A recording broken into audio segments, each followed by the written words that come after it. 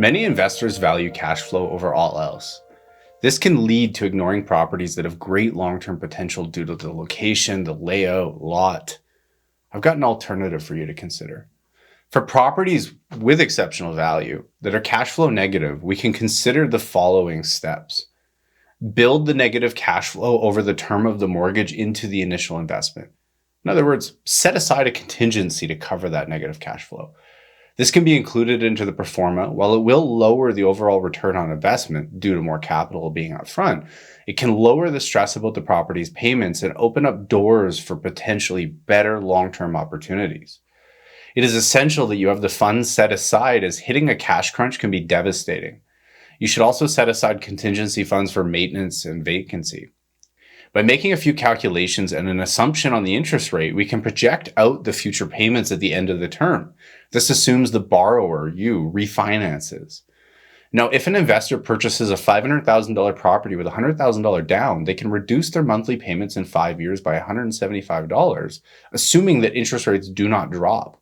If interest rates in 5 years are 4.5%, they could reduce their payments by $561 per month. You can factor in reamortizing your reduced loan balance at renewal.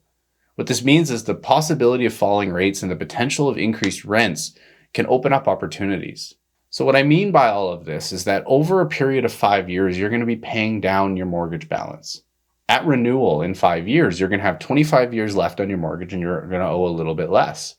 We can actually refinance the property at that point and extend the amortization back out and reduce your payments.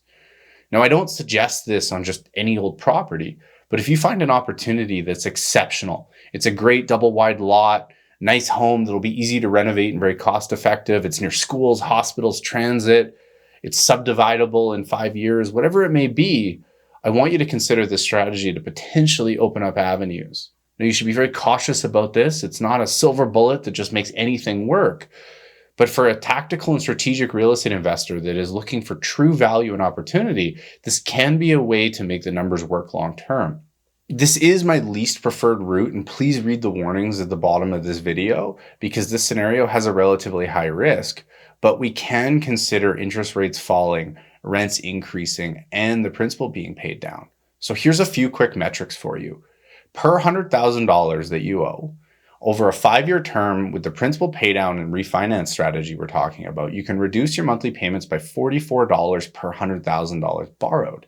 This is assuming interest rates do not go up, but they also do not go down. If interest rates drop to 4.5% in 5 years and you re-amortize the reduced loan balance, the payments would drop $140 per $100,000 borrowed. As always, here's my grocery list of risks and concerns. Do not use this strategy to approach any property that is not AAA.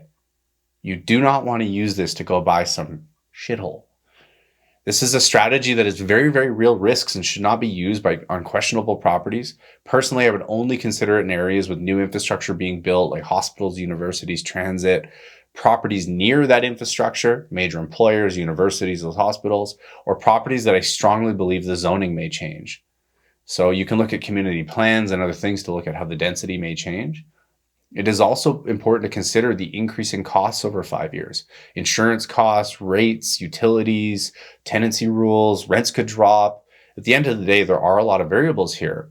But I think the important thing to understand is that a cash flow positive property is just as susceptible to these issues. It just has a little bit more of a buffer. But the reason that I wanted to make this video, and if you've made it this far, I think you deserve this little bit of inside perspective, is I've seen investors and realtors shift more and more to high risk, aggressive strategies like Airbnb, furnished rentals, corporate rentals, room rentals, student rentals. They've switched to these more volatile strategies to make the numbers work. And I wanted to present this to juxtapose or create an alternative to say, hey, instead of going to a higher risk strategy with a lot more unknowns and a lot less control, can we just strategically plan around these negatives, the negative cash flow, and can we work out a solution? It's not right. It's not wrong. It's just an alternative for you to consider so you have more options. As an investment focused broker, my goal is to make sure you understand the pros and cons of the options in front of you, and then to discuss with you the alternatives and how it may apply to your strategy and figure out if what you're trying to do fits into your bigger why. Because at the end of the day, let's be real, we're not investing in real estate for fun. might be exciting sometimes, but it's a lot of stress. There's a lot of BS that comes with it. So my goal is to make sure whatever steps or actions you take are actually moving you forward. So if you have any questions, you want to discuss this, you want to tell me I'm wrong, reach out. I'm not here to be right on everything. I'm here to get you to think and to weigh the different pros and cons. So let's chat. Till next time.